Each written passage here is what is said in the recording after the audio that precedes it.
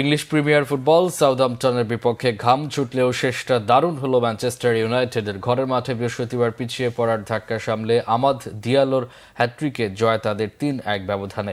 ১২ মিনিটে গোল ৩টি করেন আইভরি কোস্টের তরুণ উইঙ্গার। লিভারপুলের মাঠে গত লিগ ম্যাচ ১-১ গোলে ড্র করার পর আর্সেনালের বিপক্ষে এফএ কাপের ম্যাচ জিতেছে ম্যান ইউ। সেদিক থেকে এদিন আত্মবিশ্বাসী হয়ে ওল্ড ট্রাফোর্ডে সাউদাম্পটনের মোকাবেলা করেন হোভেন আমুরির দল। গত সেপ্টেম্বরের লিগের প্রথম দেখায় প্রতিপক্ষের মাঠে ৩-০-তে জয় পাওয়া রেড ডেভিলরা ম্যাচের শুরুতে আধিপত্য নিয়ে ২০ মিনিটে এগিয়ে যেতে পারত। নিশ্চিত সুযোগ নষ্ট করেন গার্নাচো। ভাগ্যের ফেরে ৪২ মিনিটে গোল হজম করতে হয় স্বাগতিকদের। কর্নার থেকে উড়ে আসা বল মিডফিল্ডার মানুয়েল ওগার্তের পিঠে লেগে জাল স্পর্শ করে।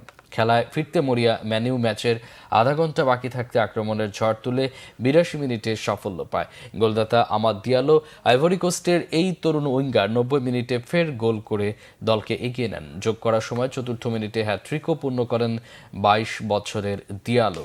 ব্যর্থতায় ভরা মৌসুমে লিগে ম্যান ইউর অষ্টম জয় ধরা দেয় ৩-১ ব্যবধানে। ২১ খেলায় ২৬ পয়েন্ট নিয়ে দ্বাদশ স্থানে উঠেছে জায়ান্ট ক্লাবটি।